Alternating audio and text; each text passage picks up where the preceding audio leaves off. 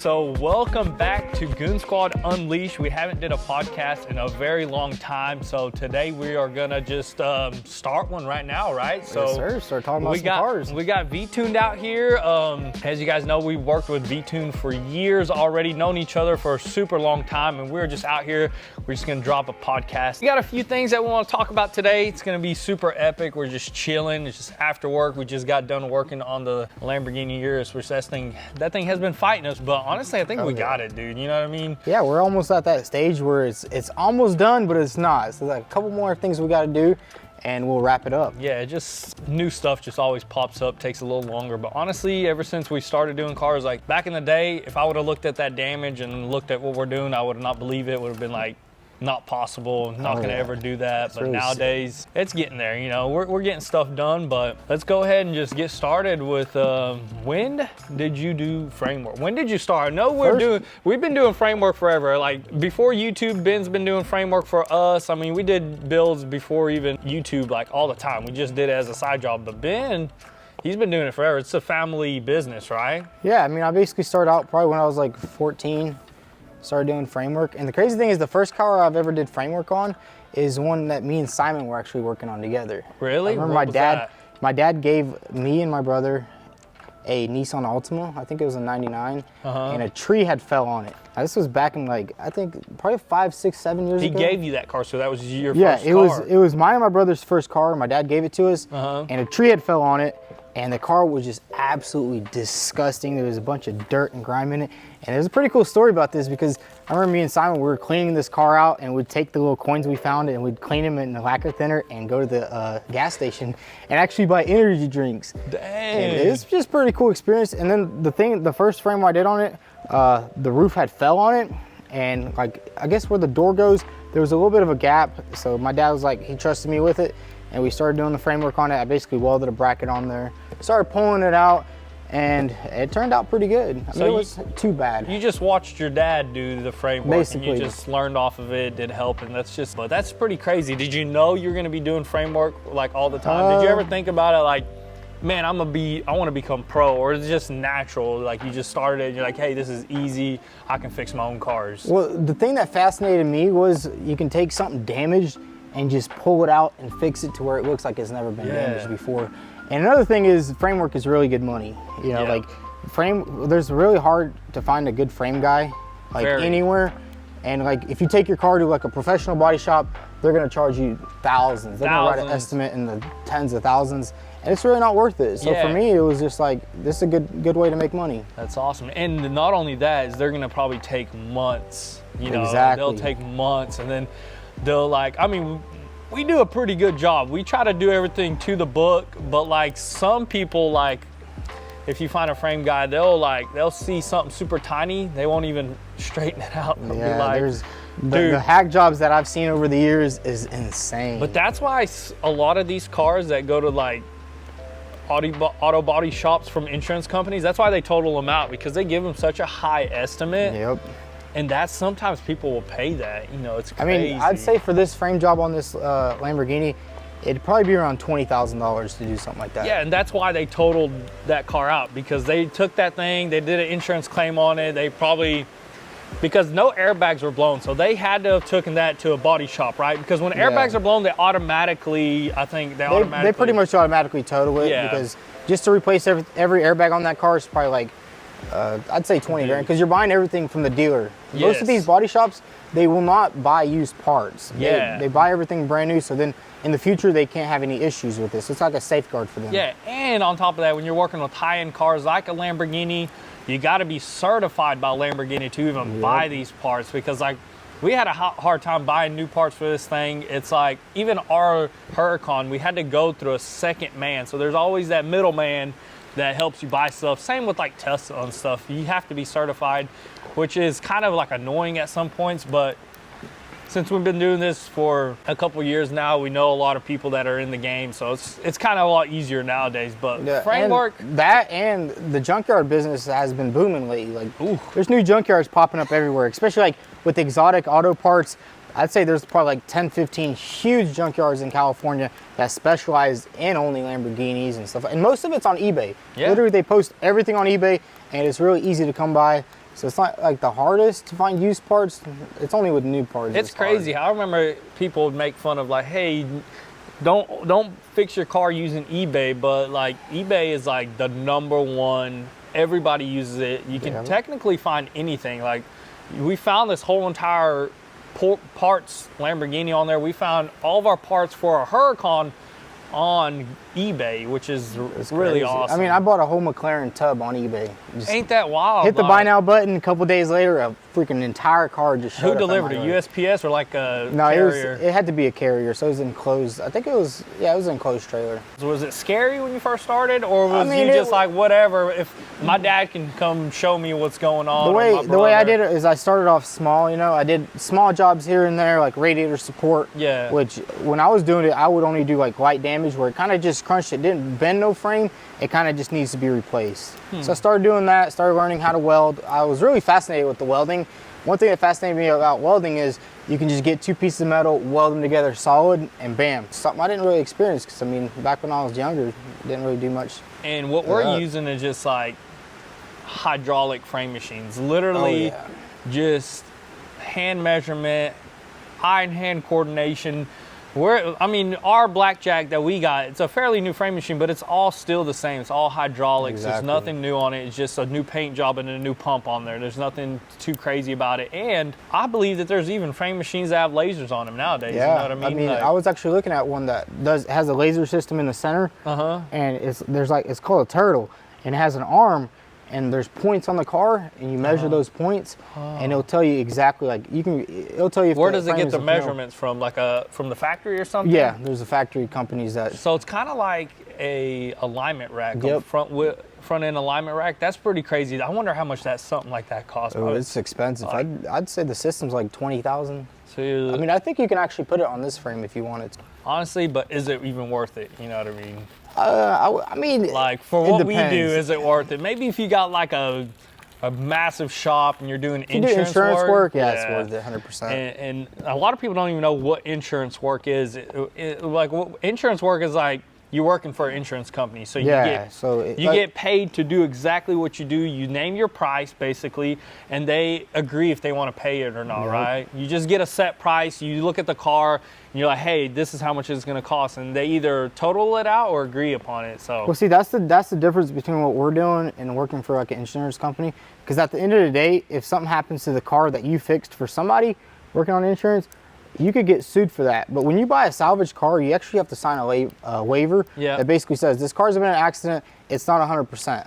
And that's why you're paying cheaper for it, and that's it. And when you rebuild it, the state, whatever state you live in, has to give you a rebuilt certificate, or they give you like Tennessee or Georgia, I don't know, they give you like a sticker sometimes to put in your door panel that says your car has been rebuilt. You know, it's certified, it's street legal. Well, some states, they're different. Like Tennessee isn't as strict as Georgia. Georgia inspection's a little bit stricter. Yeah, Georgia, that's why we kind of moved to Tennessee. Georgia, it's a tough rebuilding market out there. It's a tough for shops because they make you bring in cars, they literally pick it up, which is not a bad thing, but you can't paint your car before you take it. You can't even do some body work. You can't like replace major panels and stuff. It's really weird, and they will like flag you for anything. They see like not enough seam sealer in one area, they'll look at it and be like, yo, they see some Bondo on the frame rail, you're failing. Oh, you're done. Which, don't do Bondo on the frame rail, but like, then again, say you got a frame rail, they got all scratched up and you're trying to just smooth it out and make it look good. If there's even a slight amount of like filler, any type, they'll flag it. So it's pretty difficult. One of the things that kind of makes me mad is like when people, the first thing they say is like the car's unsafe. But if you think about it, literally any other car that's not like 2022 is basically unsafe to today's standards. People, and a lot of people are strictly against buying rebuilt titles. A lot of people say, I'm not going to buy salvage title. You don't buy salvage title unless you're a dealership. Yeah, you buy rebuilt titles. They're completely rebuilt. And a lot of people think it's different. Like some people, like when they buy, like they try to buy, like I sold plenty of rebuilt titles. They're like, can I register it? Can I do that? Can I get insurance on it? Yes, it's just like a normal car. Yep. The only big thing is some banks, some smaller banks won't loan you out the money for that car. Bigger banks will. It just depends on your bank. I mean, people will just I took plenty of cars to the actual bank and they looked at it and they loaned the person that was buying it. But well, I think a lot of people actually, most of the people who don't like salvage cars are probably the ones that have gotten like screwed over on a salvage car. Bad deal. They heard somebody exactly. getting screwed. But the main thing you want to look at on a salvage car is look at the gaps. You know, open up all the door jambs. Ask for pictures of the car before. That tells you everything. You really just have to do your due diligence, you know, before you buy it. I mean, and stand and don't buy it when it's raining. Buy it when it's sunny. Number one thing, because rain will hide a lot of stuff. Or at night. Or at night. Rain will hide gaps. It will hide bad paint jobs. It will hide. I mean, I'm telling you, rain. If somebody telling you, hey, come look at my car in the rain when it's raining.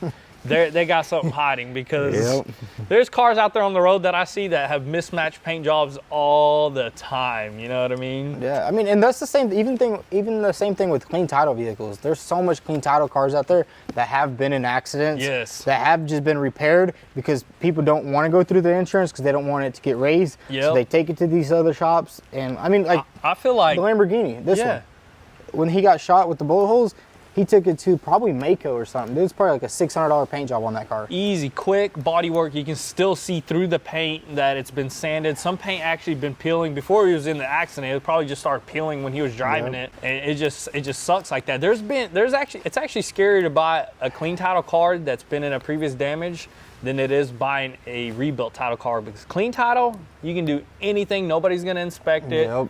Once you say clean title, people assume it's the best car. And they'll overlook things. Yeah, and they'll overlook things, because I actually know somebody that worked for CarMax, and they buy cars all day long. And somebody apparently traded in a car that was clean title, really low miles, but they went underneath there.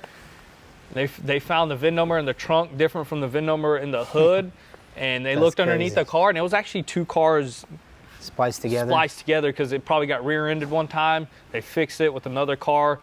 That's just what happens. So it's actually maybe even safer to buy in some cases. Yeah. I mean, it's really just your responsibility. It's just like buying anything. You check the reviews. You go through all the processes to make sure you're getting the best deal. Yeah. Where do you see yourself going? Where do you see yourself? Let's give you a time frame, like in 5-10 years. Like what do you see doing? Like in 5-10 years, my main plan and the whole reason why I started YouTube is because I want to start my own car company one day. That's the whole reason why I got started YouTube. That's kind of the reason I even bought that McLaren, because I have some pretty cool things going on with that tub, you know, the old tub for my car. And like ever since I was little, I've always wanted to build my own car. So you're looking at that McLaren as just a prototype, just seeing how it's made. I mean, that's how it is with any car you work on. You're basically learning how they built it, which is crazy. Every car is different in a way. Oh yeah, like just the way they designed the subframes, just the way like that car is all carbon fiber, which is insane. Like me and like another person can pick up that whole tub. It's like crazy. 250 pounds for the entire body. Now you look at like a steel car, like the Porsche for instance. You're not picking up that tub with your bare hands. You're not picking. I mean, half that car, was super heavy. I mean that parts card that's completely gutted, that's sitting on that frame rack, you are not picking that up, which is crazy because a Porsche it's a sports car. Yeah, it's a performance car. But some cars they're all different. Like what do you plan on building? I might use the factory McLaren suspension and then just build a custom body for it. Kind of like what Hennessy did they had the Lotus. Yeah, they did the Lotus. They stretched it. They made it longer and they made it wider and they renamed it technically, and they made a more epic car than the Lotus, which is crazy because the Lotus was a 4-cylinder and then they stretched it, made it wider, and added 1,500 horsepower, I think. I think they added a V8 in there. That car actually held the world record for the fastest car back in I'm not sure when it was, but it held the record for a little bit. I think it's called the Venom. Yeah, Hennessy Venom GT. But now they got that new car, thing is sick. Dude, whatever it's called. That car is absolutely insane. It's crazy to think about. But hey, in about 5-10 years, you never know. You might pull in your own car and call it the. What would you call it? I don't know. Yeah, that's one of the hardest things to think about is. Some people have cool names to name their car, like Koenigsegg's. You know, that's such a weird name. Ferrari. Yeah, and remember we were looking at that Bugatti. Yeah. Remember that Bugatti that the guys built on YouTube, the blue one? Pull up the Bugatti. Just look up on Google Bugatti. We'll go to YouTube and check this thing out because it is insane. Or go Google images. It's even. Oh no, let's. Oh yeah. I want to see Bugatti kit car. Right here. This thing is absolutely insane. Like to think about, he made this in his garage with not that much tools. I mean, if you look at it, this thing is literally a tube chassis, which we looked at this video previously, and we were even thinking about, hey, we could have built that just a little bit better, like the frame wise, the chassis and stuff like that. But this guy does an amazing job on the body. You know what I mean? Yeah. I mean, what we would have done different was we'd probably just grab the old chassis, like I want to do with that McLaren body. You know, you would just put something on top of exactly. something. So you're not wasting money because McLaren probably spent, I'd say, $50 million developing all that. Yeah. So you'd keep all that, but you would just make the body a little bit different. Yeah, and like let's go to where he's making the body. This guy actually does a really good job. He molds it out of clay. You know what I mean? Yeah. Which that's like what car manufacturers do on their first prototype.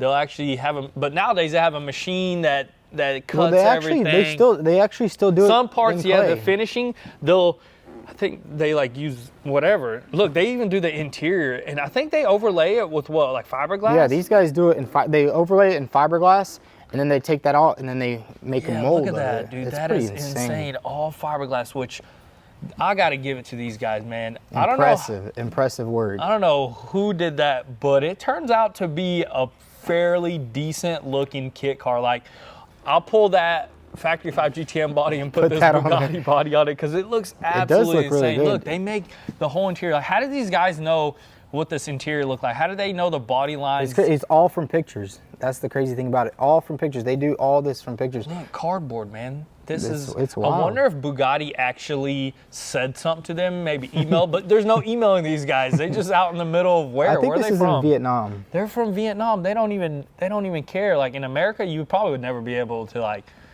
I don't know. Yeah, if you called it a Bugatti. But I don't know if Bugatti would say. I know Ferrari probably would say Ferrari something. would sue you right away. But look at that. Look at That is insane. That's insane. Like that looks amazing. And if we scroll to the end, when they actually paint this car and stuff, like I don't know. Wild. That is just wild, and they make it look exact. I love that they use the blue. Oh my goodness! Like look at that. Cool. Like if anybody ever drove down the street, and I just seen it from the street, I would automatically assume that's a Chiron. I mean, maybe after a couple double takes, you'd be like, maybe not. But I'd say the rear is what they did a really good job on the headlights too. Because Bugatti has those square halos or whatever. On this right here, it actually looks like a really good. That Bugatti. looks like a Bugatti from the front, which is insane to think about. Like that side shot right there. That is I would have fixed the mirrors a little bit, kind of pointed them down, straightened them out a little bit, but door handles. But it's crazy. I mean, to think about, they made everything in their little garage. It's not like they have like hundreds of thousands of dollars worth of tools. Look at that. I know it's crazy. They built a Bugatti, and these people probably will like. Bugattis are expensive. Like it's like $3 million car.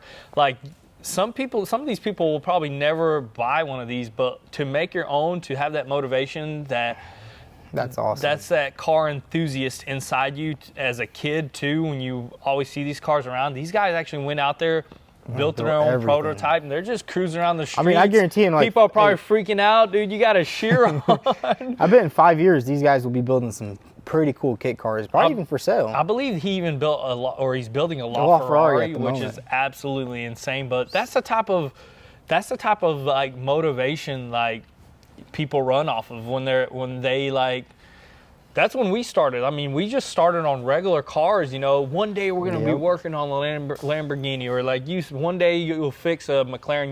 You manifest that. You know, you're like, just think about it in the back of your head every day. Yeah, you manifest that. Every time you're working at your boring, terrible job, just think about it. Like one day, if I work hard, I can do it. Manifest it. Put in the work. I mean, I always had in the back of my head like when I'm doing body work, I want to work on a supercar one day.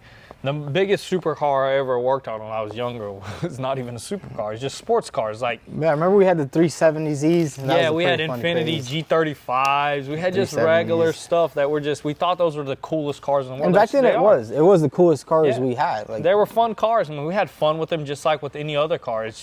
But these guys, let's look at this Ferrari. Let's look at this Ferrari that they built. Skip it to the very end. They just make everything out of clay.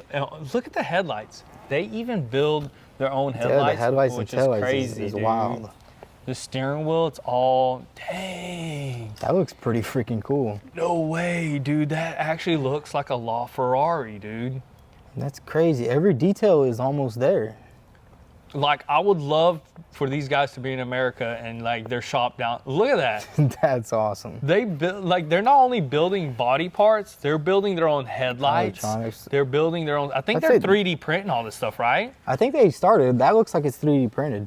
The airbag.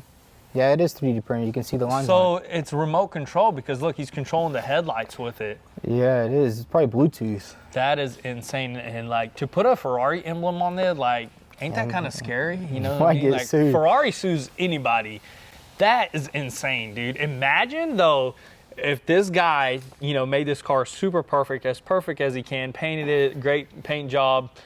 I don't know. He's probably putting 4 cylinders in these cars, but if he put like a good V8 GM motor in there, twin turboed it, and you pull up to like an exclusive Ferrari meet, imagine, dude. That'd be freaking That'd be the ultimate video, honestly. I would love to. Because at first, most people wouldn't even know. They would just be like, oh, that's another Ferrari. Yeah, it's crazy to even think about it. Let's skip to the very end. Does he paint this thing? No, this one's in the final stage. But you can tell he's getting a lot better. Like, some of the body lines on this car look really good compared to, like, the Bugatti. Yeah, So and like the headlights look even better. And like the doors, the way he has the doors opening now like that. that is hard to get even right. You see all the like winglets on the doors. That's hard stuff to get with even fiberglass. Fiberglass is the hardest thing to work with.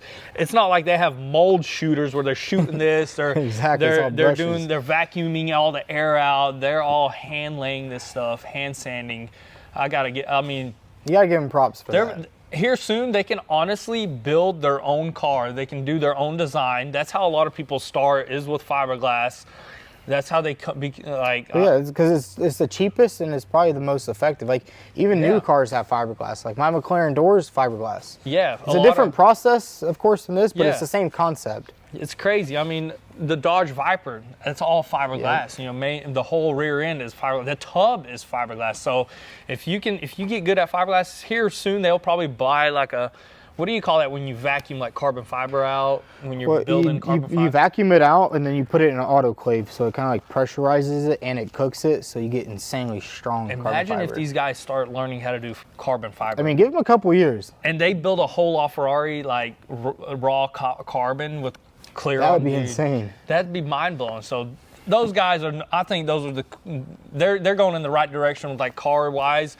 But like if you get it, like if you see some of their like chassis and stuff, there's a lot better ways you can go about it. But they're really good with like body work and stuff like that. I'd say, I mean, they probably just need more money and time, you know. Or if they hire somebody that's really good at building like chassis framework, dude, that'd be insane. But so give them a little bit. Maybe next year we'll check in with them and see what they have going on. But insane. The Bugatti is definitely a super crazy build that they did. The LaFerrari is something insane too that they're making. It's just like, that's insane crazy how they do stuff like that. But hey, people are out there with they own those cars and they build them themselves, which is just insane to even think about. But let's talk about, I think, probably the world's cheapest Ford GT? Ford GT, the world's cheapest Ford GT. Yeah, I noticed you told me about the one on Copart. Yeah, there's one on Copart right now, which is just, Copart lately has gotten some super epic cars because of the floods that came through.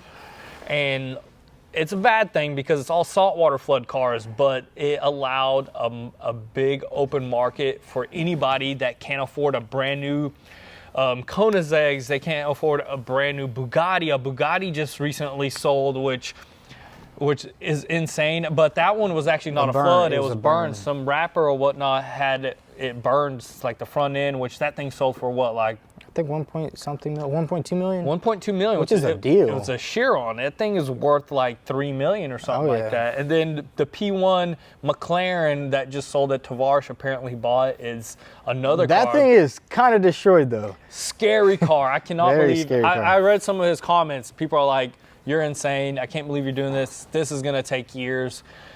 Saltwater.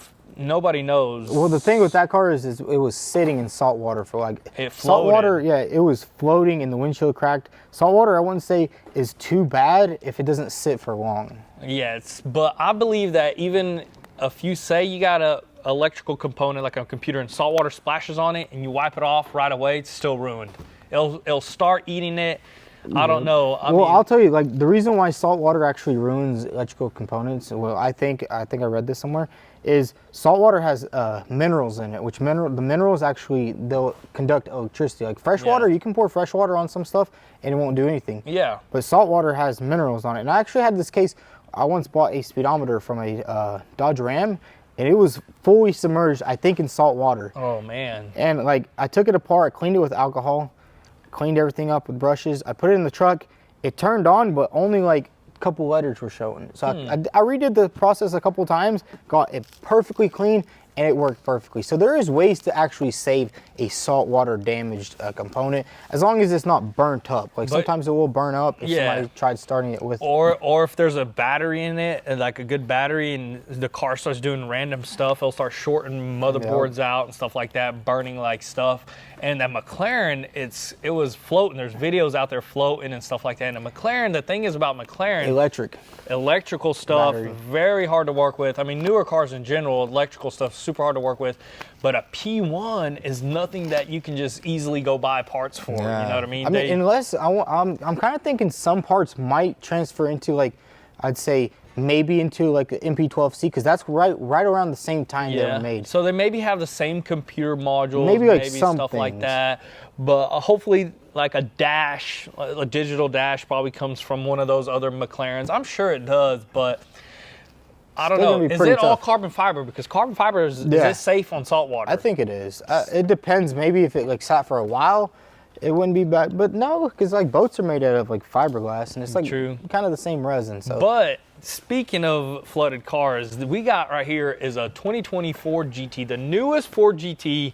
Insane. I mean, I would love to buy this car, but I don't see throwing down, because this thing is probably going to go for $1 million.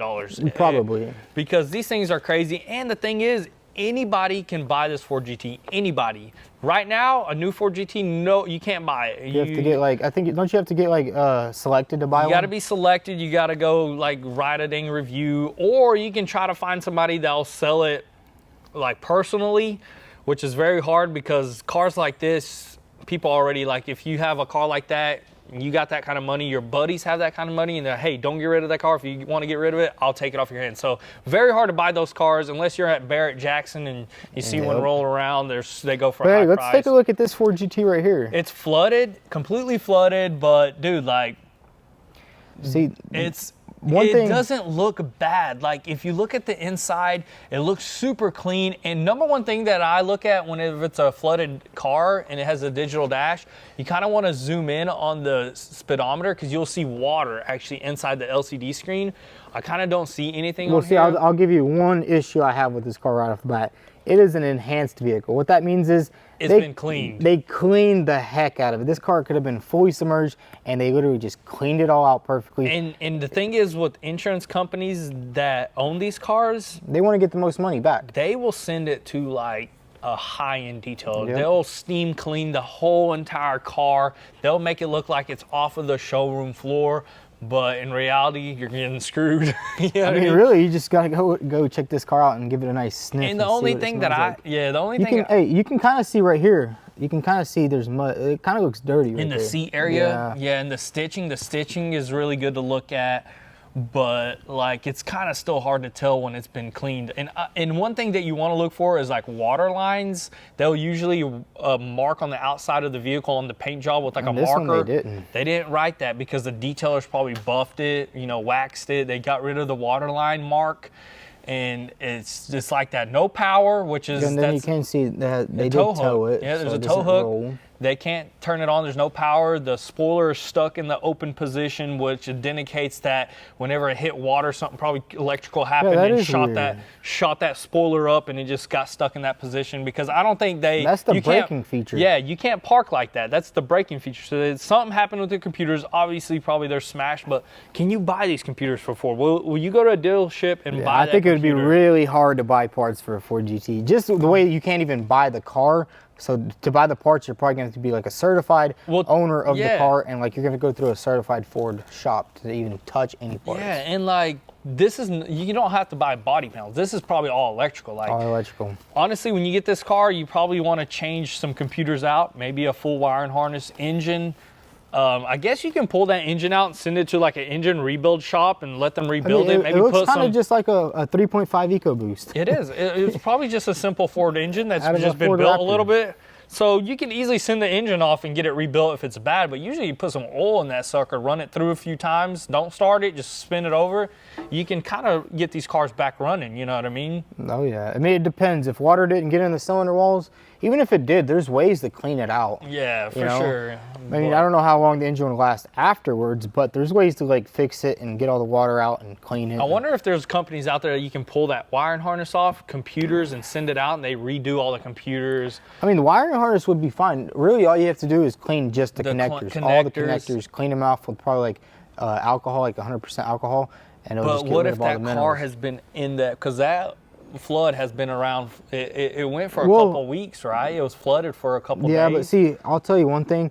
When floods happen, there's a lot of scams going out there. Like people will actually, like I know this one guy bought a BMW, and it turns out the reason why the car wouldn't turn on was because they pulled the fuse out. It wasn't because the car was flooded, but it's a pretty good way to get out of paying your monthly payment. Like especially like the past couple of years, people have been buying these cars. And the markups have been insane. So people would be buying cars that they can't even afford just to have a car, and then a couple of years later, you find an opportunity like a flood. You park your car outside, bam. If there's a flood coming and you want your car, you want a new car, go park it in the street or something. And I mean, you never know. Even with like these high dollar cars, like, you know, remember that one Bugatti we seen getting filmed driving into a lake? Yeah, he didn't get paid. Nope, he actually went to prison. He went to prison for that. That's because it's fraud. You know, it was fraudulent stuff. And but Houston actually fixed that car, and he's driving it to this day. He spent what, like?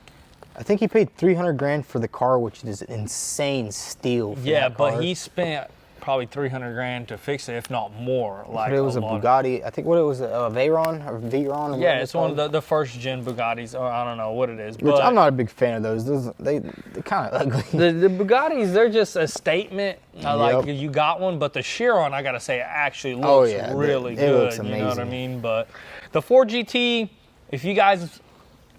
if anybody wants to own one, this is a really good one to get. Never been played before. Got the carbon fiber wheels on it, which is just absolutely insane. That's an insane spec too. This is insane. This is my dream car. Like out of all the cars, Bugatti, I understand Koenigsegg's is awesome, but a realistic dream car is this Ford GT. I just love the way it looks. Sucks that it's a V6, but apparently they're super fast. They're insane. They just look absolutely incredible. I would love to own one. I just love the way the body is made. And here's an opportunity that anybody can buy a Ford GT without paying outrageous prices. Just I think. What do you think it's gonna go for? I think probably like $600,000-700,000. It's worth. It says it's worth 1.3 million. So.